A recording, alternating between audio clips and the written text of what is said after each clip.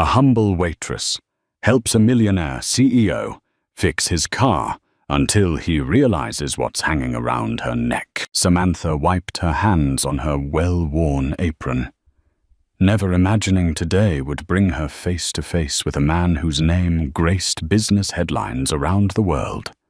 She was a humble waitress in a small-town diner, used to long shifts and counting tips. But then a sleek, purring luxury car broke down outside. Its driver, the legendary CEO Jason Harrington, rumored to have rubbed shoulders with Elon Musk and Warren Buffett. When Sam offered to help him fix his car, she believed it would be another kind gesture lost to time. Little did she know the necklace around her neck would change both their lives forever. Greenbridge was the kind of place most people passed by on the interstate without a second thought. Nestled between rolling hills and old farmland in upstate New York, it boasted a population of a mere 4,000 souls. It had a single stoplight at its main intersection, a century-old library, a few family-owned shops, and a diner that had been there for decades, as Samantha Grayson. Everyone called her. Sam walked to work. Each morning, she took comfort in the familiar sights, the red brick post office, the local grocery store, and the warm glow of the diner's neon sign. Some might say that life in Greenbridge was dull, but to Sam, it was home. The diner was officially called Buster's Home-Style Eatery, though no one remembered who Buster was or when he'd first opened the place. The once white walls had faded to a buttery cream hue, and the checkered floor was so scuffed it no longer sparkled like in the old photos. But the coffee was decent, the pies homemade, and the conversation genuine. Sam, at 24, had learned every inch of that diner. She knew which stools squeaked, which booths had wobbly tables, and which regular customers preferred their eggs over easy or scrambled. She liked her routine, though she sometimes caught herself dreaming of something bigger, an adventure, perhaps. Yet she felt compelled to stay. Her mother had passed away 2 years ago, and her father, a retired mechanic, had grown ill. She needed the steady pay, the tips, and the stability. Greenbridge's calm was rarely broken. Occasionally, a local event like the county fair or a school sports rivalry would stir a bit of excitement, but nothing like the day Jason Harrington's car appeared at the town's lone gas station, sputtering and steaming in the early morning sun. Sam glanced through the diner's window and recognized the sleek lines of a rare sports car, an Aston Martin DB11. It was not the type of vehicle that frequented small-town roads. Jason Harrington stepped out, checking his phone. Even from across the street, Sam could sense his frustration. She had no clue who he was that first moment. He wore a crisp white shirt, tailored suit pants, and polished shoes completely out of place among the folks in jeans and flannel. His posture was rigid, his face set in a mixture of annoyance and panic. An older man at the gas station tried to help, but judging from Jason's tense gestures, something was very wrong with the car. Sam didn't usually meddle, but she knew her way around an engine thanks to her late mother and her father, who had once run a small garage. With a tiny surge of courage, she excused herself from her shift and hustled over to see if she could assist. Her manager, Lucy, rolled her eyes, but waved her on. Greenbridge folks helped one another. That was the way it had always been, and the diner staff extended that courtesy to travelers who looked like they needed a hand. Outside, a gentle breeze played with Sam's ponytail. She made her way toward the man glaring at the hood of his car. She spotted the problem almost immediately. A trail of black fluid on the ground suggested an oil leak or something more serious. Approaching cautiously, she wiped her hands on her apron, feeling suddenly aware of the stained fabric. "Sir," she called, voice timid. "Need a hand?" Jason turned. Up close, Sam realized he was younger than she initially thought, maybe early 30s. He had striking green eyes, set in a tanned face, hair neatly styled. He looked the epitome of a corporate executive. Something about him radiated a sense of command. Maybe. Are you a mechanic? He asked, the tension in his face softening a fraction. My dad was, she replied. I helped him in his garage when I was younger. Might be able to figure out what's wrong. Her confidence wavered, but she reminded herself that she genuinely did know engines. Without waiting for permission, she set her apron aside, rolled up her sleeves, and peered into the engine compartment. It was pristine, except for the obvious leak near the oil filter assembly. Jason watched arms folded as she carefully pointed out the source of the problem. There, she said, it's either a faulty filter or something's come loose. If you had the right parts, I could fix it. But I'm not sure our local shop has a spare filter for a vehicle like this. Jason exhaled, rubbed his face, and glanced at his phone again. I was on my way to an important meeting in Albany. This is the last thing I needed. He shook his head. I can call a tow truck, but I can't believe I broke down in the middle of nowhere.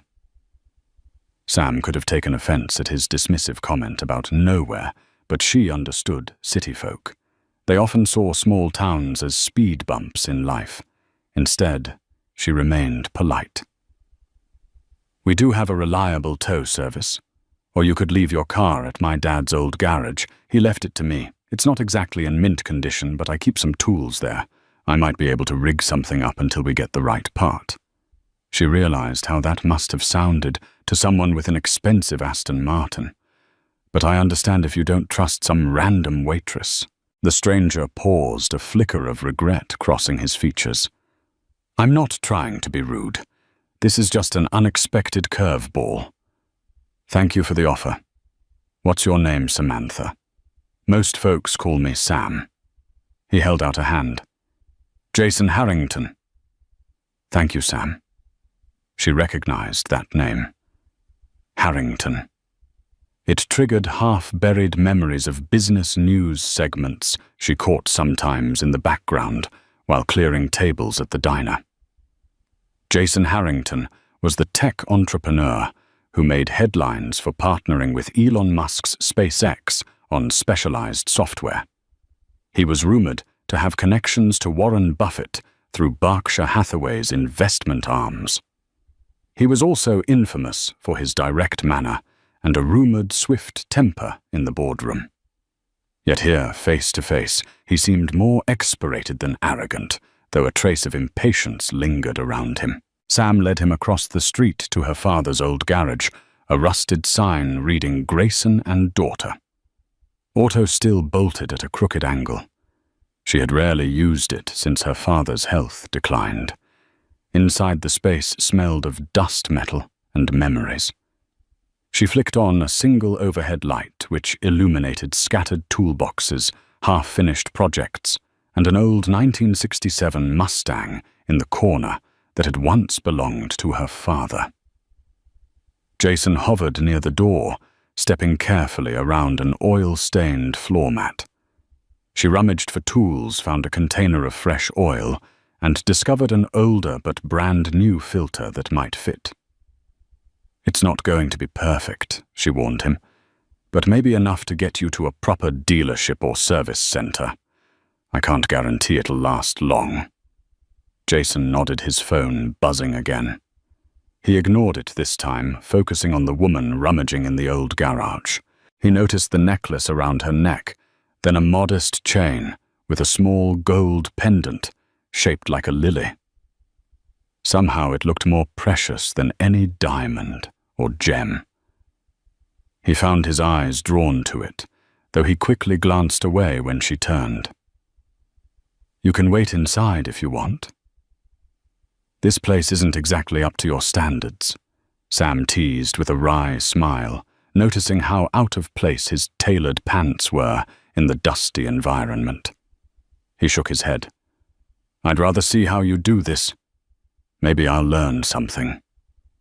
And so Sam got to work, her hands deft with the engine.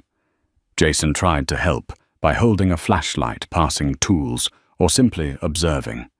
He was impressed by how smoothly she worked, no hesitancy in her motions.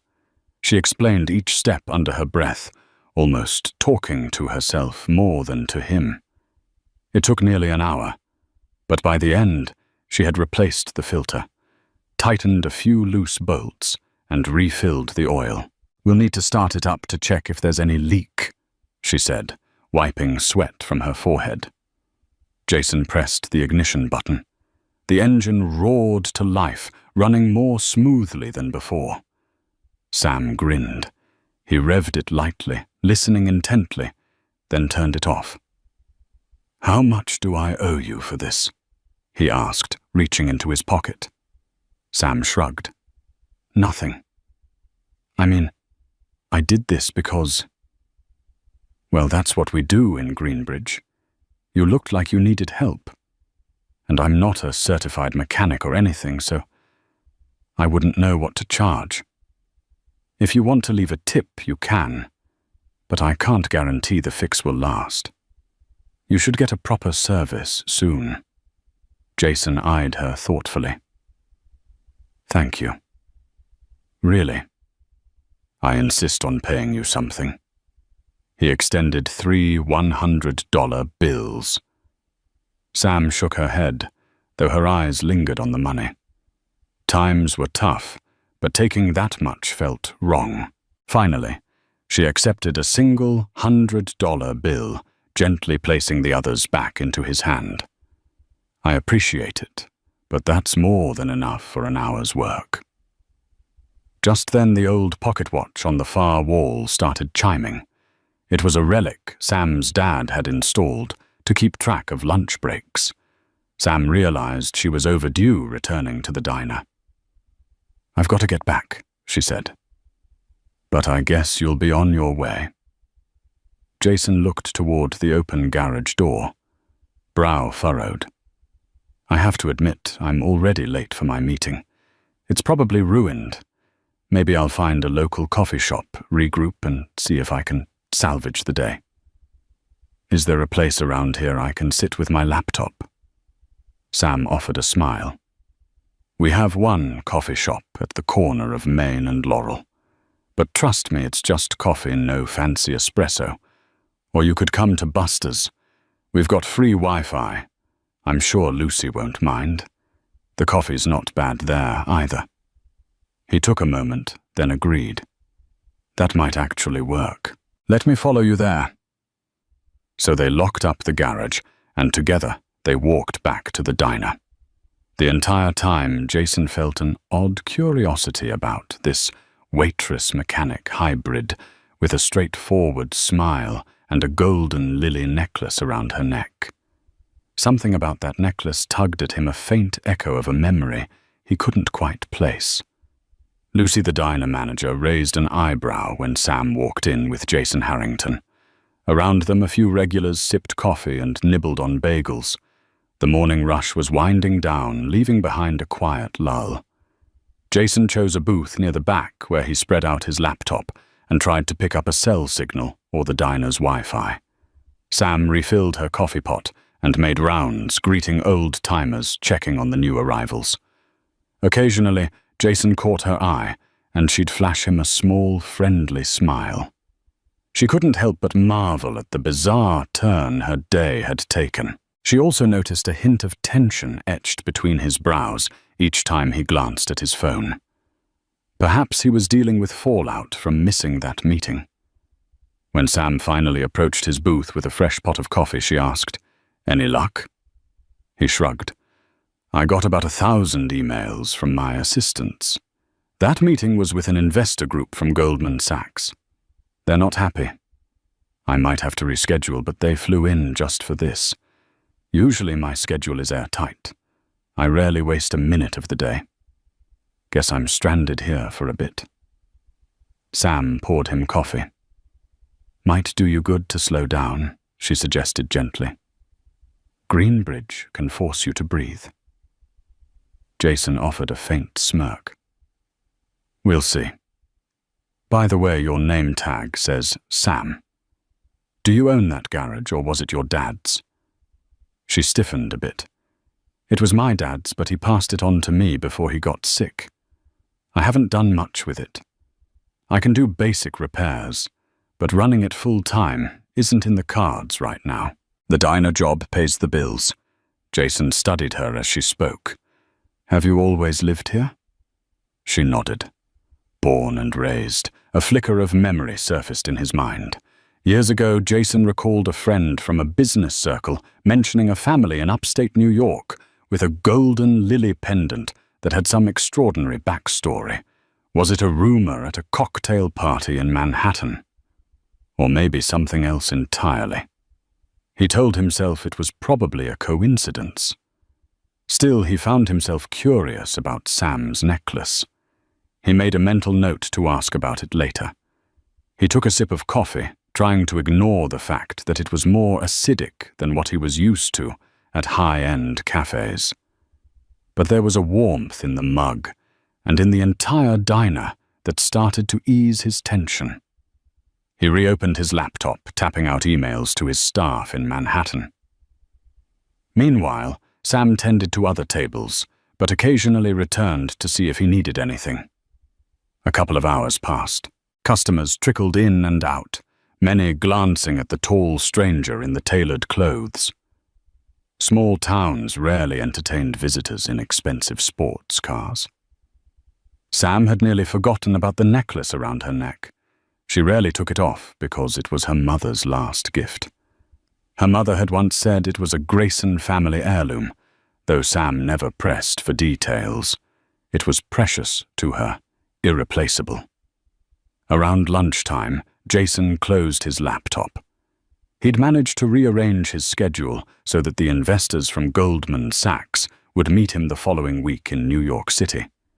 He'd have to make apologies and perhaps some concessions, but it wasn't the end of the world. He found himself strangely appreciative of the forced respite. Outside, the sun was high and the day had grown warmer. Sam strolled by with a pitcher of iced tea, refilling glasses for the lunch crowd. She paused at his table, noticing he was about done. You want lunch? The grilled cheese with bacon is pretty good. So's the BLT if you're not worried about cholesterol, she teased. He chuckled, and the tension in his face eased a bit. Sure, I'll try the grilled cheese with bacon. Before she could turn away, he nodded at her necklace. That's a unique piece. Family heirloom. Sam looked down unconsciously, touching the pendant. Yeah, it was my mum's. I'm not sure how old it is, but she said it's been passed down a few generations. My great-grandmother might have brought it from Europe. I never took the time to look into it. Jason tapped a finger on the table. A lily, right? Sam nodded. He felt an odd swirl of recollection. He remembered hearing about a golden lily pendant with an intricate swirl pattern. Something connected to a philanthropic woman named Margaret Lawson, who once worked with an old friend of the Harrington family. But Sam's last name was Grayson, so it couldn't be the same, and Margaret Lawson was rumored to have died decades ago. He filed the thought away. Too many coincidences, probably just his mind playing tricks. As Sam busied herself with his lunch order, Lucy approached him. She was a short, stout woman who had run the diner for a decade. So how's your day going? She asked politely. But Jason sensed her curiosity. He gave a vague smile. Better now, thanks to Sam's help. She's something else, that one, he added. Knows her way around an engine and a diner. Lucy beamed. She's a good girl, hasn't had it easy. Taking care of her dad, working 2 jobs sometimes.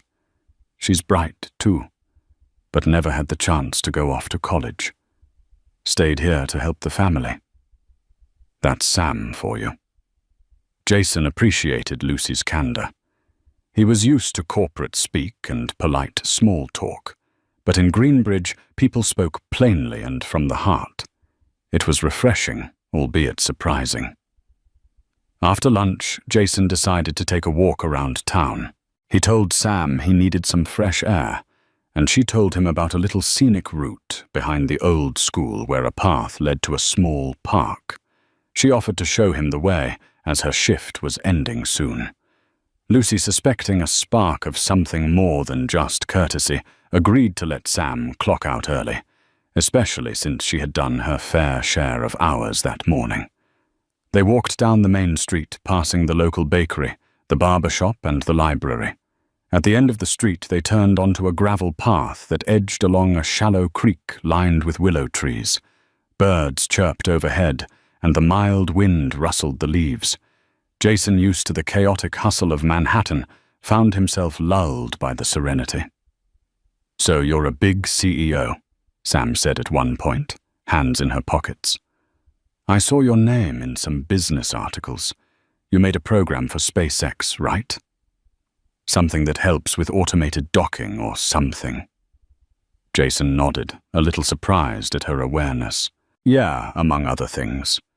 My company focuses on advanced AI solutions for aerospace finance and more. It's been a journey. Lots of hours, big risks, but we've been successful." She kicked a small stone, sending it skittering across the path.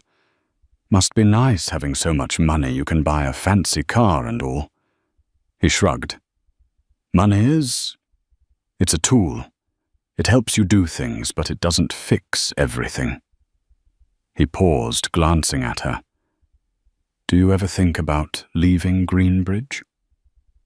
She hesitated. "Sometimes.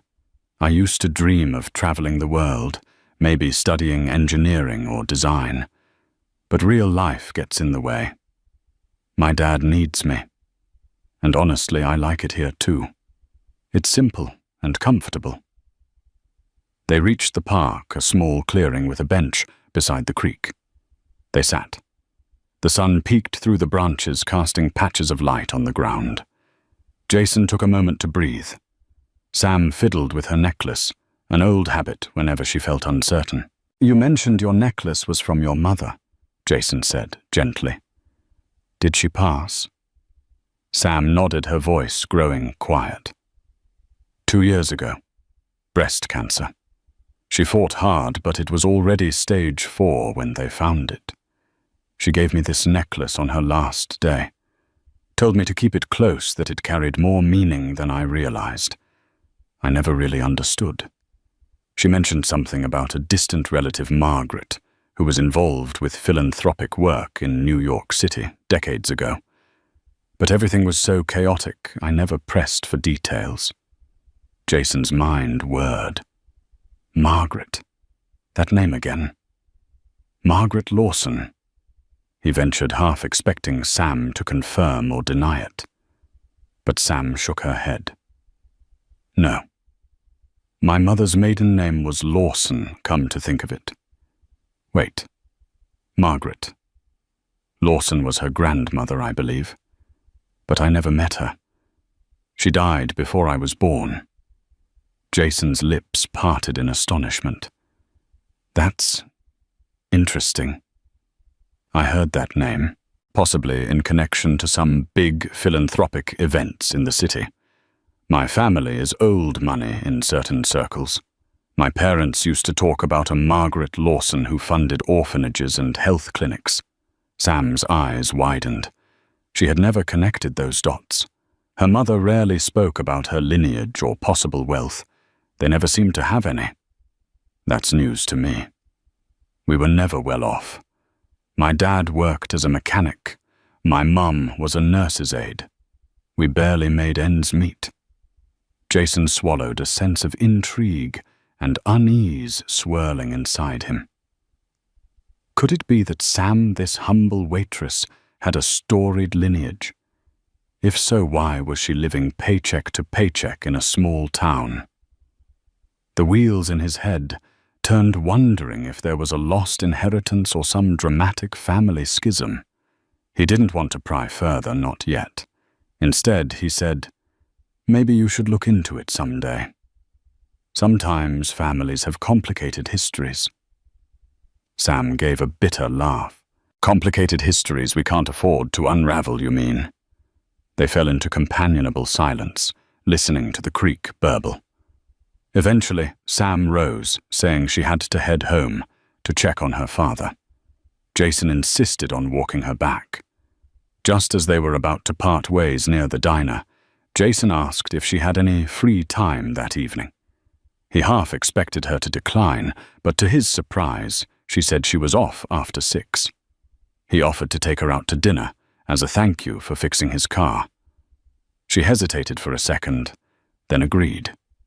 She gave him directions to a modest but decent Italian restaurant in the next town over. Greenbridge didn't have many dinner options, aside from the diner or the local bar. They smiled at each other in parting, neither quite sure what to expect from the rest of this strange day.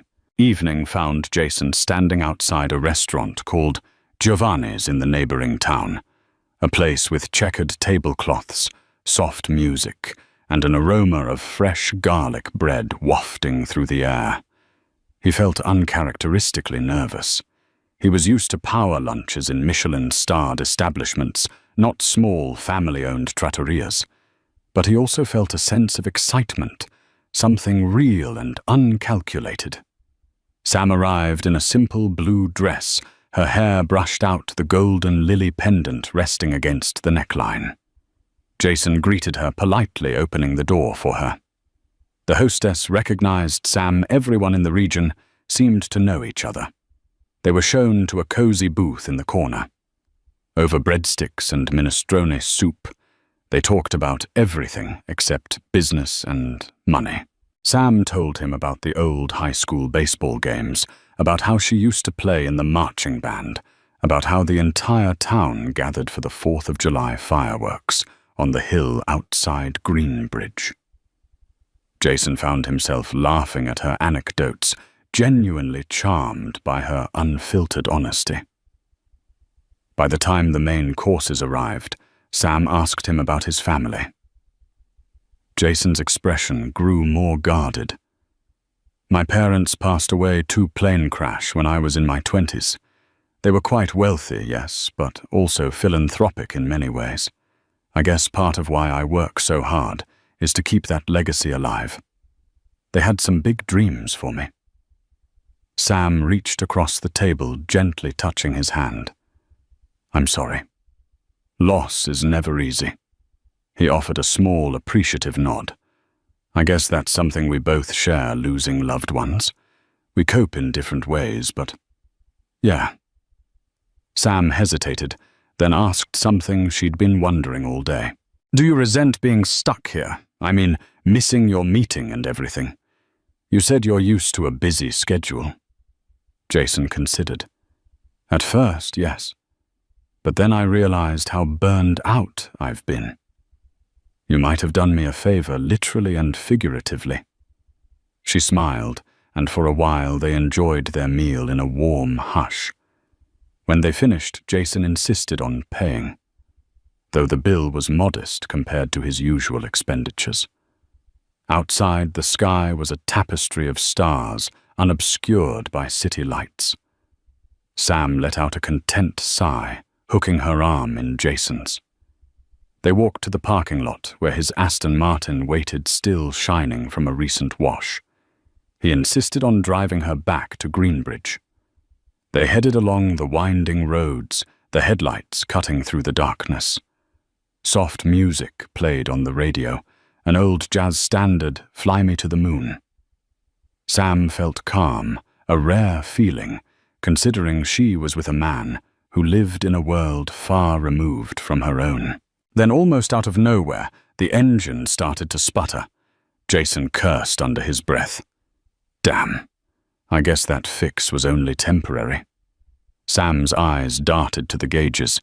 The oil pressure was dropping again. Pull over, she instructed, worry creasing her brow. He steered the car onto the narrow shoulder. They popped the hood. Using the flashlight on her phone, Sam quickly spotted the trouble. The improvised fix had given out, and oil was leaking again. "I'm sorry," she sighed. "We need a new part, the right part. We should tow it back to my garage." He ran a hand through his hair. "It's late. The local tow company's probably closed. Guess we're stranded." Sam looked around. The next town was miles away, and it was nearly 10 at night. She pulled out her phone, hoping someone from town might help. "I'll call Chuck. He's a friend who runs a small towing service, and he owes me a favor." "He might answer," Sam said, stepping away to make the call. Jason stood by the car, leaning against the door. He glanced at the night sky, frustration and gratitude mingling in his chest. Something about Sam stirred feelings in him he hadn't explored in years. He felt protective, yet also intrigued. The day's events had him questioning many things. Sam returned with a relieved grin. "Chuck can come in about 40 minutes. He was still as awake. "He's bringing his truck." Jason exhaled. Thank goodness. They waited in the car with the windows rolled down, letting the cool night breeze slip inside. They talked about random topics, favorite movies, travel experiences, childhood memories. Jason recounted a summer trip to Spain with his parents. Sam told him about a beach vacation to the Jersey Shore years ago, funded by her mother's saved tips and her father's side gigs. They laughed about how life never seemed to turn out exactly as planned. When the tow truck arrived, Chuck hopped out, a burly man in overalls, sporting a bushy mustache. "Sammy, you sure know how to pick a night for trouble," he teased, hooking the Aston Martin to the truck. They rode in the tow truck's cab, squashed together in the single bench seat. Chuck, amicable and chatty, asked Jason all sorts of questions about the fancy car. Jason answered politely, but he was more focused on Sam, who looked tired yet content. The necklace around her neck caught the reflection of passing headlights flickering faintly. Chuck dropped them off at the garage in Greenbridge. Sam rummaged for the keys. "We can leave the car here. Tomorrow morning I'll see if we can get the right part from a specialty shop in Albany. My friend Dave can make a run if needed." Jason yawned. "Thanks, Sam. Really? I guess I should find a place to stay tonight." Sam blinked. She realized the nearest hotel was 15 miles away. "I can call the bed and breakfast, see if they have a room." She paused. "But they're usually locked up around 10. Might be worth a shot, though." She made a call, but as she feared, the owners had already turned in. They were elderly and didn't accept late arrivals without prior notice. The next motel was a half-hour drive. "You can stay at my place," Sam offered, voice trembling slightly with the unexpected invitation. "I have a couch. It's not fancy, but it's better than nothing. My dad won't mind, and I have a separate room." Jason opened his mouth to refuse, but the exhaustion in his bones and the lack of options made him relent. "If you're sure," she nodded, leading him along a quiet street lined with small single-story homes. At the end stood a modest house with peeling and paint on the shutters. The lawn was neatly mowed, though, and flower pots decorated the porch. Sam unlocked the front door quietly. Inside it smelled of old wood and lavender, likely from the cleaning supplies. Her father's room was down the hallway, the door ajar. Sam peeked in, seeing him asleep, the gentle hum of his medical equipment confirming all was stable. She showed Jason the living room, switching on a lamp, to reveal a vintage sofa with crocheted blankets on the backrest. "Make yourself comfortable. I'll get you some pillows and blankets." "The bathroom's over there," she whispered. He thanked her, removing his jacket and tie. The smallness of the living room struck him. His penthouse in Manhattan had rooms bigger than this entire house. Yet there was a warmth here, family pictures on the mantel, a worn recliner with a small side table stacked with medicine bottles and reading glasses. He felt out of place, but also strangely at home. Sam handed him the blankets, and as her hand brushed his, an unspoken tension buzzed between them. She cleared her throat, stepping away. "Good night," she murmured.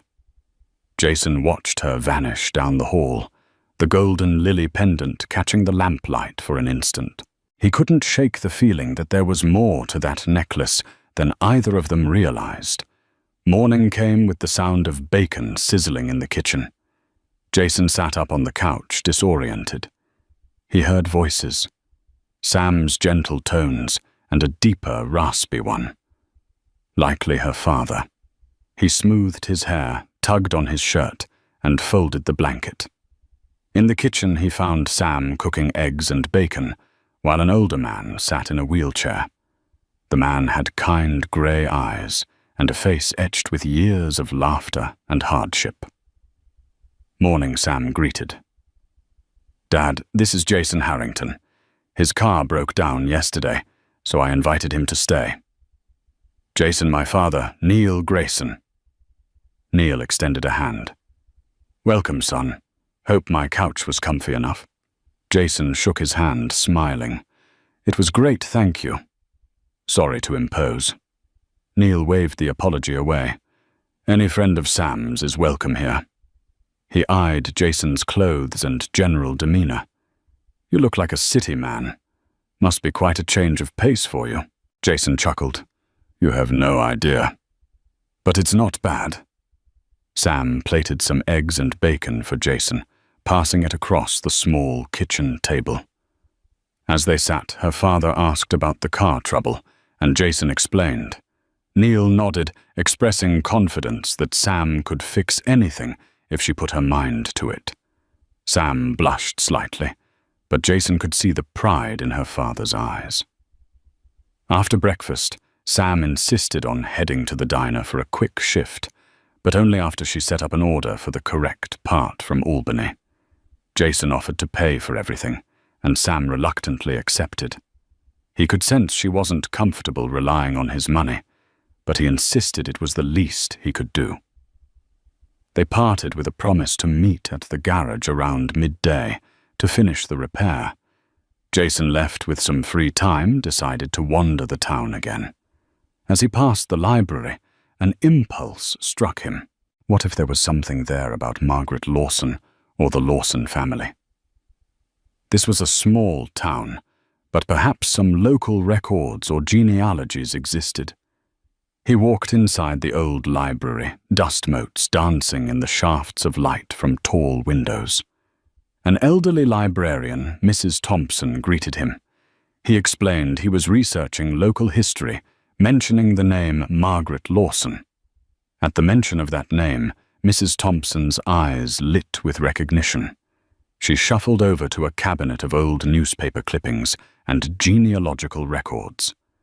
There was a Margaret Lawson associated with the Grayson family about 50 or 60 years back. The librarian whispered excitedly. She was known for charitable work and apparently left town under mysterious circumstances. Let me see if I can find the file. Jason's heart pounded. Was Sam's family sitting on a hidden legacy? Mrs. Thompson returned, with a thick file of clippings. Jason skimmed them, spotting references to Margaret Lawson's philanthropic endeavors in New York City, and even internationally. She funded orphanages, schools, and sponsored scholarship programs. But there was a note of tragedy. Her family allegedly disapproved of some relationship she had. She vanished from Greenbridge and seldom returned, but occasionally she sent money to local charities. One faded article showed a photograph of Margaret wearing a golden lily pendant. Jason stared at it, heart pounding. It appeared identical to Sam's. He read further. Rumors hinted that Margaret had married someone in secret, but the details were scarce. Another piece mentioned that her daughter, Catherine Lawson, eventually settled in Greenbridge. Catherine, it seemed, was Sam's mother. That meant Sam was the direct descendant of Margaret Lawson, the benefactor who once had ties to old money circles. Why then was Sam living in near poverty? It was possible Margaret's fortune had been depleted or never properly passed down. Another possibility was that someone else had claimed it. Jason's mind raced through various scenarios. He was no stranger to corporate and family intrigues. He'd seen wealthy families torn apart by inheritance disputes. He carefully snapped photos of the old articles with his phone, thanked Mrs. Thompson, and left. Stepping outside, he felt a swirl of protectiveness, curiosity, and something else. He wanted to help Sam. She had no idea of her potential inheritance or historical significance. Then again, maybe it was a dead end. But the necklace was clearly the same one from the photograph. As midday approached, Jason made his way to the garage. Sam was already there, sleeves rolled up, rummaging through a new shipment of parts that Dave had dropped off. She greeted Jason with a smile. He paused, uncertain about whether to bring up what he'd discovered. He decided it was better to gauge her reaction gently. "I went to the library this morning." He began, watching her expression. "I looked up Margaret Lawson, found some articles that might be related to your mother's family." Sam stiffened slightly. "Yeah. Did you find anything interesting?" Jason showed her the scanned newspaper photo of Margaret wearing the golden lily pendant. Sam's eyes widened. "That's definitely the same necklace." "My necklace?" "My mother used to say it was an heirloom, but she never said much else. I had no idea Margaret was involved in so many charities. I mean, I heard rumors, but I always assumed they were just small things, local church events or something." Jason exhaled. According to the articles, she donated millions of dollars over her lifetime. She had a trust fund or some kind of estate, but there's no record of what happened to it after she passed. Sam shrugged, a mixture of wonder and skepticism. Maybe the money ran out, or maybe it was left to a charity. That stuff happens. He hesitated. It might be worth investigating. You could be in line for something you never knew about. She frowned, stepping away to open the hood of the Aston Martin. "I wouldn't know where to start. Lawyers cost money, Jason, and I can't just upend my life chasing ghosts." He wanted to argue that it was worth pursuing, but he sensed her reluctance. Instead, he helped her install the correct oil filter and ensure everything was sealed properly. The parts fit like a glove. They ran through a series of checks, turning the engine on, letting it idle. No leaks. Success at last. By late afternoon, the car was roadworthy. Jason asked Sam to take it for a test drive around the block. She hopped in the driver's seat, despite her protests that she might dirty the luxurious upholstery with her grease-stained jeans. Jason insisted. She started the engine, feeling the smooth hum of powerful machinery beneath her.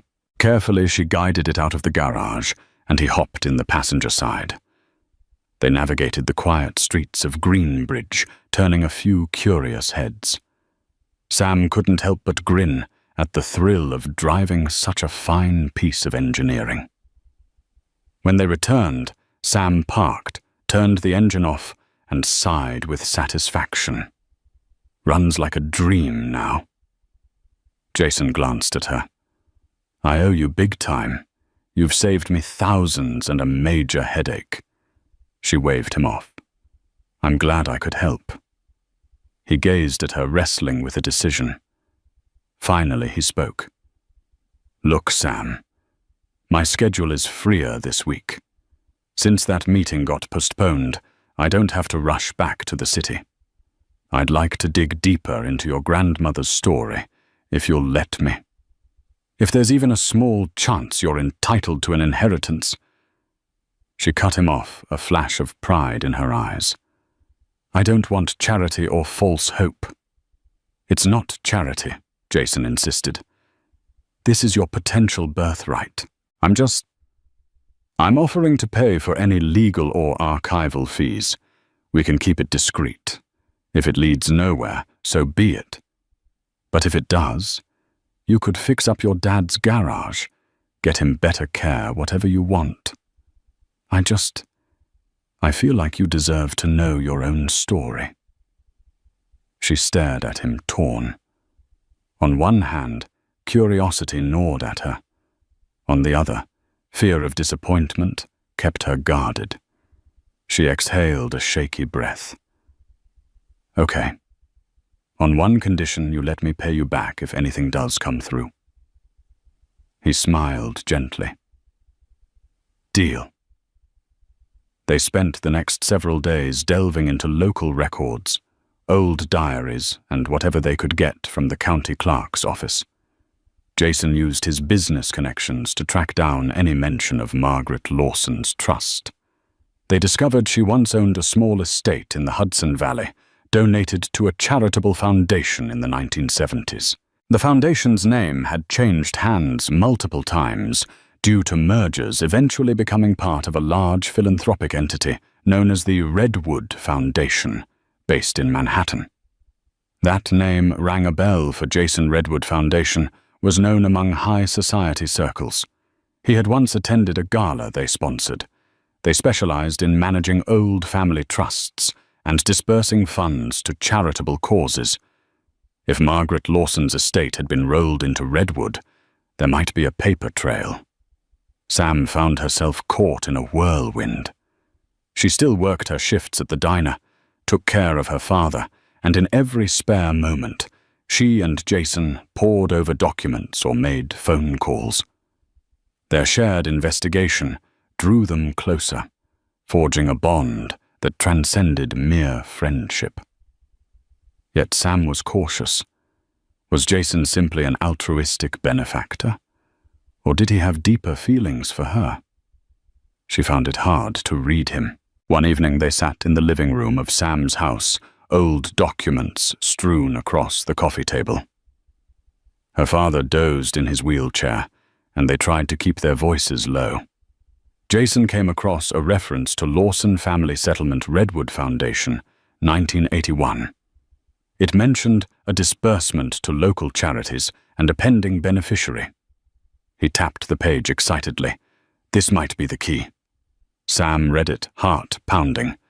The phrase pending beneficiary seemed to echo in her mind.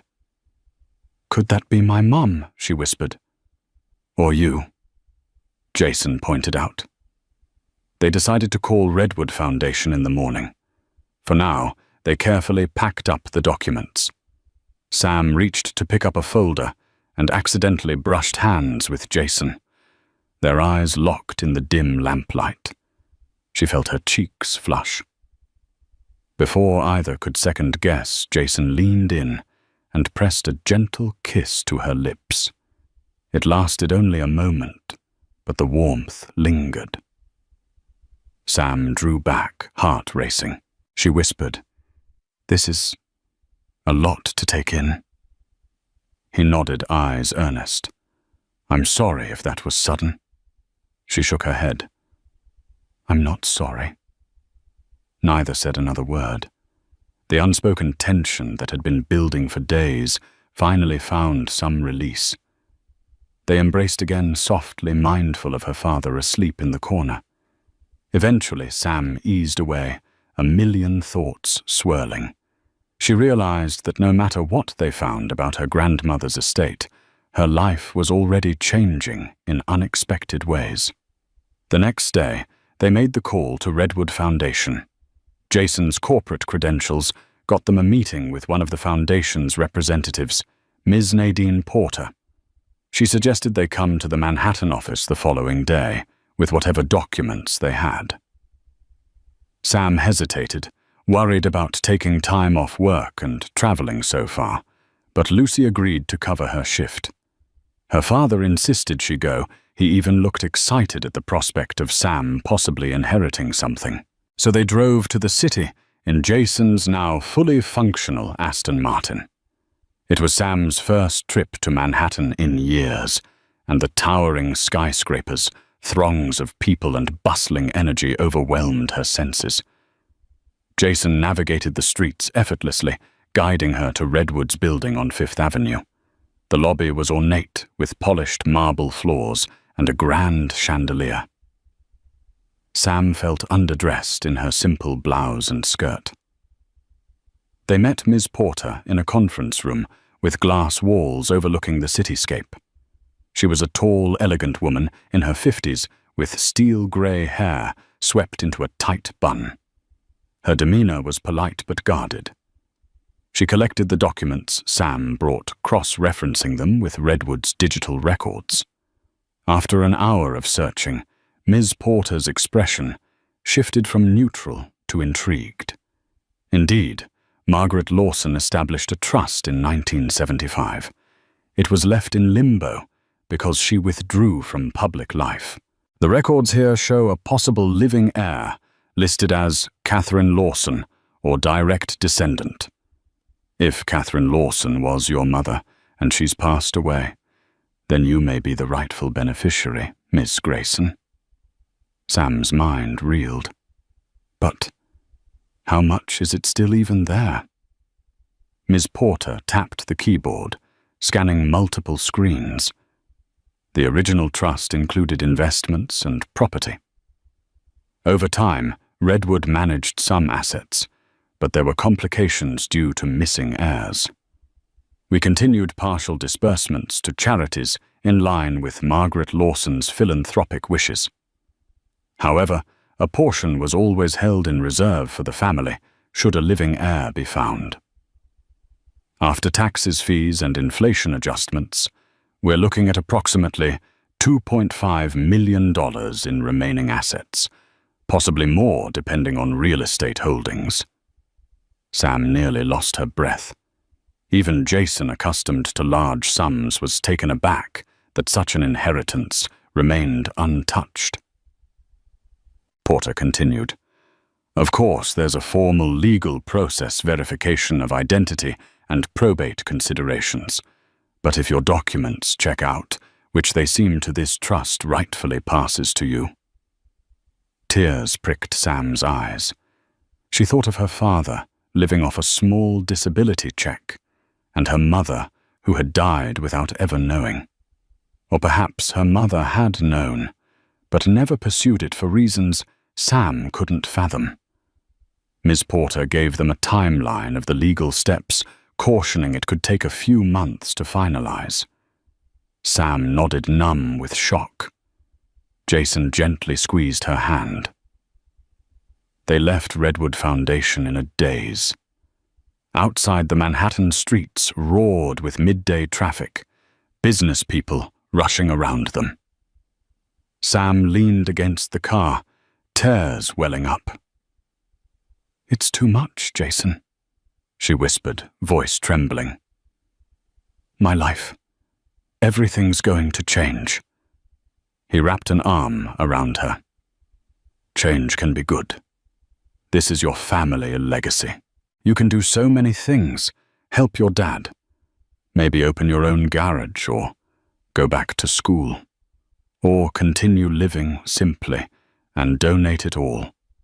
It's your choice." She sniffled, burying her face in his shoulder. "I don't know how to handle this." He stroked her hair, the golden lily pendant resting between them. "You won't face it alone." Word traveled fast once they got back to Greenbridge, though Sam tried to keep it quiet. Lucy and Chuck and a few others knew, but she asked them to be discreet. She didn't want the entire town to treat her differently. She feared people would either ask for money or resent her sudden fortune. That evening, Sam told her father about the trust. Neil listened with open-mouthed disbelief, tears shining in his eyes. "Your mother never wanted to chase it," he murmured, voice cracking. "I think she was ashamed or afraid. Margaret's world would swallow us whole. She loved our life here, me, you. She never wanted all that fancy stuff. But if this is real, Sam, you do what you think is right. Sam held his hand, heart bursting with conflicting emotions. Relief, sorrow, confusion, and a hint of excitement. Later, as she and Jason sat on the porch swing, she stared at the starlit sky. I don't want to become someone else, she confessed. I like who I am. I just want a better future for my dad. Maybe open that garage in his honor. But I don't want to move to some big mansion in the city. Jason smiled softly. You don't have to. Money doesn't have to change who you are. It can just give you options. She rested her head on his shoulder. Thank you, Jason, for everything. The hush of the night wrapped around them. Jason pressed a gentle kiss to her temple, feeling a deep warmth he hadn't felt in years. As the weeks passed, the Redwood Foundation's legal department worked through the final stages, verifying Sam's claim. However, not everyone was pleased about the sudden shift in fortune. News leaked that there was a living heir to the Lawson Trust, and some philanthropic organizations that had grown used to Redwood's charitable allocations, worried about losing future funding. Redwood itself was obligated to carry out Margaret Lawson's wishes, but certain individuals within Redwood or related charities might have grown comfortable siphoning off administrative fees from the idle trust. One afternoon, Sam received a shocking letter from a law firm in Manhattan representing a so-called Lawson Family Charity Initiative. The letter contested her right to the trust, claiming irregularities in the documentation. Sam panicked. She called Ms. Porter, who explained that Redwood had no official ties to that group, and it seemed like a scare tactic. Nevertheless, Sam was rattled. She showed the letter to Jason. Why can't they just let me live in peace? She cried, frustration boiling over. I never asked for this. Jason set his jaw. We'll fight it. I have excellent lawyers on retainer. They'll handle it. Sam's eyes brimmed with tears. She felt the weight of expectations, jealousy and greed threatening to crush her simple life. Jason comforted her, but a part of her wondered if she'd made a mistake chasing this inheritance. Her father tried to reassure her, telling her not to give in to fear. Lucy joked that Sam could buy the entire diner if she wanted, and rename it Sam's. Chuck teased that he might need a new tow truck. Despite the humor, Sam sensed the underlying shift in how people viewed her. One evening after closing the diner, Sam walked home alone. Jason had driven to Albany for a meeting about the legal challenge. She felt uneasy in the darkness, certain she saw a shadow moving behind a car. The letter from the bogus charity weighed on her mind. She quickened her pace, eventually reaching her porch. Just as she turned the key in the lock, a voice startled her. Samantha Grayson. She spun, heart hammering. A woman in a sleek coat stood on the sidewalk. She had a predatory look, her features sharp under the porch light. Who are you? Sam demanded, gripping her house key. I'm Lana Harris from the Lawson Family Charity Initiative, the woman said, brandishing a business card. I think we need to talk about your claim. Sam's pulse raced.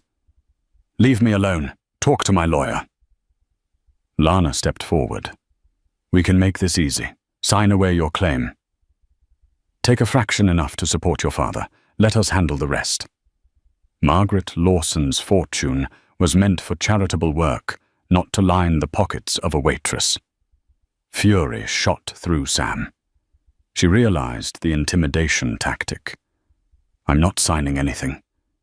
You have no right to barge into my life like this. Lana's expression hardened. We'll see how you fare once the press gets wind of a small-town waitress trying to seize a philanthropic fund. Is that what your grandmother would have wanted? Sam shook a mix of anger and fear. She stammered. Get off my property, or I'm calling the police." Lana smirked. "This isn't over," she warned, stepping back into the darkness. Sam hurried inside, locking the door. She slumped against it, breath ragged. The headlights of the departing car cast long shadows through the windows. She grabbed her phone, texting Jason in a panic. He called her immediately, voice urgent. Sam relayed what happened. Jason cursed under his breath. "I'm on my way back, Sam. Don't let her get to you. We'll handle this legally." She nodded, tears sliding down her cheeks. "I'm scared, Jason." She implied they'd smear me. "I don't want the spotlight." He spoke soothing words, promising she wasn't alone in this fight. That night, Sam barely slept, haunted by nightmares of being hounded by reporters or confronted by more strangers seeking to tear away her newfound security. Over the next several weeks, Jason's legal team tangled with the so-called Lawson Family Charity Initiative, who turned out to be a questionable non-profit, funneling money into bureaucrats' pockets. Redwood Foundation officially sided with Sam, verifying her rightful claim through thorough genealogical evidence. Yet the tension took a toll on Sam's mental health. She felt jumpy at work, worried about some reporter or lawyer showing up. She dreaded reading new letters, fearing they might contain more threats. Jason spent as much time in Greenbridge as possible, but he also had to manage his company in Manhattan. The strain of traveling back and forth wore him down. Some nights he'd leave Sam's house late, returning to a hotel in the neighboring town, because he didn't want to intrude on her father's space. Other nights, Sam insisted he stay on the couch again, the closeness providing her comfort. One particularly rough day, Sam snapped at Jason when he gently suggested she avoid the diner for a while, to lay low from prying eyes. "This is my home," she spat. "I won't hide. You don't understand what it's like to have people threaten your entire sense of belonging." Jason reeled, wounded. He tried to explain he only wanted to protect her, but Sam stormed out. Later she found him in the garage, staring at her father's old Mustang. She apologized, tears in her eyes. "I'm sorry, Jason. I'm scared. I don't want to lose who I am in the midst of all this." He took her hands, voice hoarse. "You won't. I promise. I'll do everything I can to help." They embraced, in that quiet moment, greasy air and the scent of old rubber surrounding them. They reaffirmed their bond. Finally, a court date was set to resolve the contested claim. Jason's lawyers presented the ironclad documents, proving Sam's lineage to Margaret Lawson. Redwood Foundation confirmed the trust details, stating unequivocally that Sam was the sole living beneficiary. The Lawson Family Charity Initiative's representatives sputtered in protest, but the judge dismissed their arguments, citing a lack of legitimate standing. Just like that, the legal turmoil ended. Sam was officially recognized as heir to Margaret Lawson's remaining fortune. Redwood, in accordance with Margaret's philanthropic wishes, required a portion to remain allocated to the charities she had supported. Sam wholeheartedly agreed, setting aside a significant sum to continue her grandmother's legacy. The rest, just under $2 million, would be hers to manage. In the aftermath, Sam felt relief so intense she cried in Jason's arms outside the courthouse. Her father called voice shaking with happiness. Lucy from the diner texted her a slew of celebratory emojis. Even Chuck wrote her a comically heartfelt note about how proud he was. Yet Sam felt a lingering sense of amazement and disbelief. She was a small-town waitress, turned millionaire heiress overnight. She could hardly wrap her head around it. The next day, she did something she'd always wanted to do. She settled her father's medical debts and arranged for better in-home care. Then, with Jason by her side, she quietly purchased the empty building next to the old garage, expanding it to create a state-of-the-art facility that would serve the community. She named it Grayson and Lawson Automotive, honoring both her father and her grandmother's legacy. Her plan was to hire local mechanics, maybe even teach young people vocational skills.